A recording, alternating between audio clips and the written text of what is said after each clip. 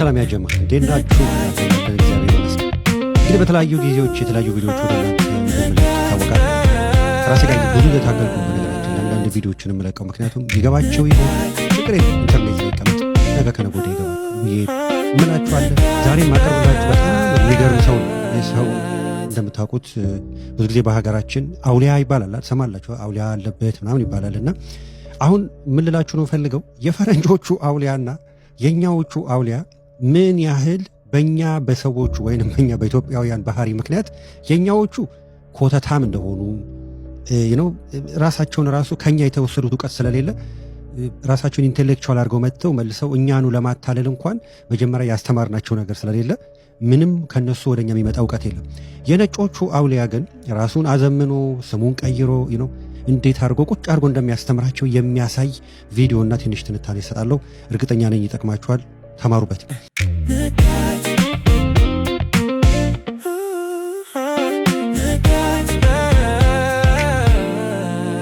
እዚህ ጋር ቀጥሎ ማሳያችሁ ሰውዬ ልክ ሲመጣ አሁን እኛ ሀገር በተለምዶ ሰዎች ላይ የሚወርደው መናፍስት በጣም ቡና ፍሉልኝ ብሎ ጫቱ ጎኑ ኮተቱ ከመጣ በኋላ ነው።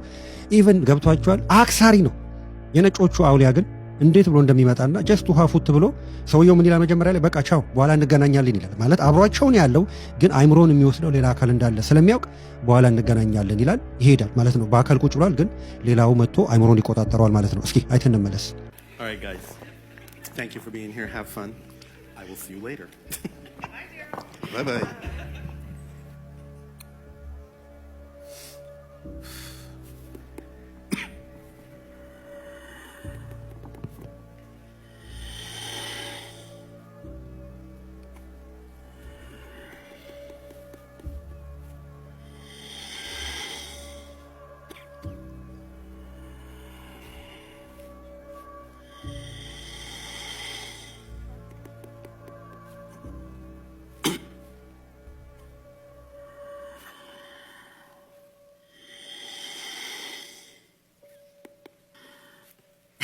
All right, I'll say good day to you this day of your time. How are you all? All right, thank you.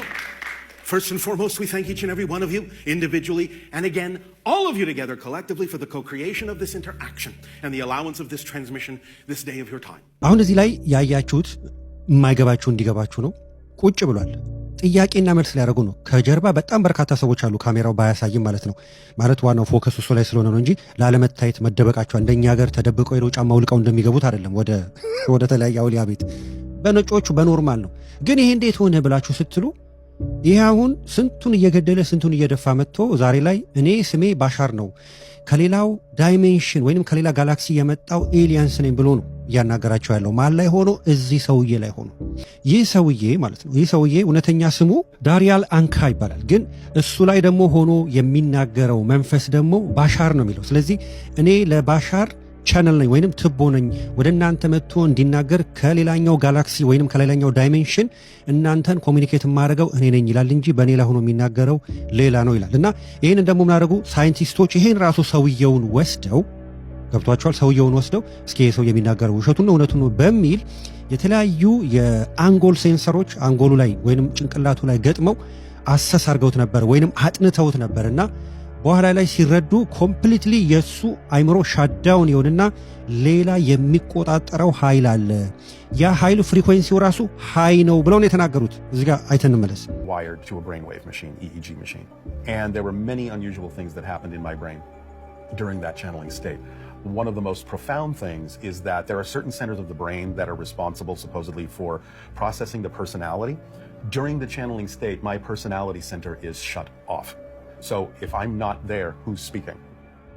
So here we have a picture of what disconnects when Daryl begins to channel. And you can see the areas in blue, the functional Brodmann areas we call them, that are not used when he is channeling.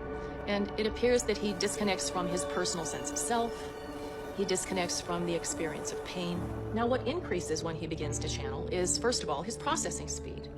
And processing speed is a very interesting phenomenon. ባሻር ምን ቴክኒካሊ አጋንንት ነው ያው እነሱ እንደ ስለሚሉ ነው። ግን ምንድነው አጋንንቱም ጂኒየስ ነው፣ እነሱም ጂኒየስ ናቸው። ግን ቁጭ ብለው የሚነጋገሩት የሚገርማችሁ እውቀት ነክ ነገር ነው። ስለተለያዩ ጉዳዮች፣ ስለ ጋላክሲ ይነሳል፣ ስለ ዓለም ፖለቲካ ይነሳል፣ ስለ ሁሉም ነገር ይነሳል። ስለዚህ በዚህ መሃል ቁጭ ብሎ በግረዱልኝ፣ ዕጣን አጭሱልኝ፣ ኮተታ አምጡልኝ፣ ቄጤማውን አይልም። በቃ ቁጭ ብሎ በሰለጠነ መንገድ ነውና አትሊስት የኛዎቹም አርፋችሁ ላታርፉ ነገር አሰልጥኑት አብሯችሁ አላችሁ። እኔ እኮ ግራ ስለገባኝ ነው። ምክንያቱም ወይ አልሞቅን ወይ አልቀዘቀዝን ብቻ ባጭሩ ምንድነው ወደዚህ ብንሄድ ምንድነው ችግሩ ማለት እነሱ እንዴት ነው ከኛ ተምረው ሰልጠን ብለው እንዲያሰለጥኑን ማለት ነው። አሁን እዚህ ጋር እንደምትሰሙትና አሁን ይሄ ምንም ከዚህ ሰውዬ ከኪሱ የሚፈልገው ነገር የለም። በቃ ላይ ቁጭ ብሎ ያወራል፣ እነሱም ይጠይቁታል፣ እሱም ይመልሳል። በዚህ መሰረት ነው ነገሮችን እያከናወነ ያለው እና ሳይንቲስቶቹ መጨረሻ ላይ እንደሰማችሁት ማለት ነው እንዳለችው እንደዚህ አይነት ክንውኖችን በብዛት የምናገኘው ሞንክ እነሱ ምንድነው መለክሱ የወሎችና በብዛት ጸሎተኛ የሆኑ ሰዎች ላይ ነው የምትለው። ይሄ ወዴት ይወስደናል? ወደ ድሮ ወደ ላሊበላና ፋሲለደስ አክሱም ወደ ተገነቡበት ጊዜ ይወስደናል ማለት ነው። ያ ጊዜ አባቶቻችን ገብቷቸዋል በንጽህና በጸሎት እንዴት አድርገው አጋንንትን በማዘዝ በስሙ ኃይል የተለያዩ ስራዎችን ያሰሩ እንደነበረ ይጠቁመናል ማለት ነው። እምላችሁ የሚገባችሁ ከሆነ ግን ከዛ በኋላ አንፎርቹኔትሊ ነገሮች እየተንዛዙ መጥተው እነዛን አጋንንቶች መልሰን እኛ ሌዚ ወይንም ሰነፍ አድርገናቸው በአሁን ሰዓት በተለያዩ የአገልግሎት ሰጪ መስሪያ ቤቶች ወደ ተለያዩ የመንግስት መስሪያ ቤቶች ስትሄዱ የተለያዩ አገልግሎት ስትፈልጉ የለም አልቋል ምናምን የሚለን ሰውየው ሳይሆን ሰውየው ላይ ያለው አጅሬ ነው ማለት ብዬ አምናለሁ። ምክንያቱም አንዳንድ ቦታ ስትሄዱ አሁን ለምሳሌ 3 ሳምንት ይሆነዋል የሆነ አንድ ወደ ሲግናል አካባቢ የሆነ ቀበሌ ውስጥ ሄጄ ስለ ፋይዳ የሆነ ነገር ኢንፎርሜሽን ልጠይቅ የሰጠኝ መልስ ስለ ፋይዳ የሆነ ነገር ጠይቄው ቃላቱ ራሱ የለም ነው። ገብቷችኋል? የለም ፋይዳ የሆነ ኢንፎርሜሽን ልጠይቁ ሄዳችሁ የለም ሳይሆን መልሱ መሆን ያለበት ለምንድነው እሱ አንደበቱ ስለለመደ ነው። ምክንያቱም የለም ነው ሁሉም ነገር ቀበሌ ስትሄዱ የለም አይደል የምትባሉት። አው ግን የለም ሳይሆን ያ እኔ የፈለኩት ነገር ወንድሜ ይቅርታ ይሄ ነገር የሌለው በዚህ ምክንያት ስለሆነ ይሄን አገልግሎት ልንሰጥ አንችልም ብሎ አይደለም ያለኝ ሰውየው። በቃ መጣና የለም ነው። ገብቷችኋል? ቃሉ ራሱ የለም አልነበረም መልሱ። ግን ለምንድነው አይምሮአችን ውስጥ ተመላልሶ ስለመጣ ውስጣችን ያሉት ምናጀሬዎች እሱን ስለለመዱ ከኛ ወደ እነሱ ሄደ ሙቀት ስለሌለ ሁሉ ነገር የለም አልቋል፣ ተበላሽቷል። ገብቷችኋል? አይወሽ እንዴት እንደው ቢገባችሁና ይሄ ምልላችሁ ብዬ ነው። የድሮ አባቶቻችን ግን ቀጥለጥ አድርገው ገብቷችኋል በጸሎትና በንጽህና እያረጉ ጥሩ የሆነ ገብቷችኋል የአይምሮ መከፈት ውስጥ አስገብተውን ነበረ። ከዛ መልሰን እኛ ምን አደረግናቸው? አደደብናቸው ማለት ነው። ስናደደባቸው ደግሞ እነሱ መልሰው ምን አደረጉን? አደደቡን ማለት ነው። ስለዚህ አሁን ኢትዮጵያ ውስጥ የምታዩት አንዳንድ ጉዳዮች፣ አንዳንድ እንቅስቃሴዎች ከሰው አንደበት ብቻ ነው የሚወጡት ብለን ካልን ነው አይደለም። ገብቷችኋል? ለምን እኛንን ያስለመድናችሁ ይሄን የተደማደም ምናምን ይሄ የተግማማ ነገር አመዱን ደሙን ቄጤማሁን ገብቷችኋል? ኢቭን ሃይብሪድ አይደለም ወይንም ሰፊሸንት እንዲሆኑ እንኳን አላደርናቸው። ለምን መልሰን በእኛ ባህሪ እነሱንም ኮተታ ማርገናቸው ከእነሱ ወደኛ የሚመጣ እውቀት የለም ማለት ነው ምለው የሚገባችሁ ከሆነ።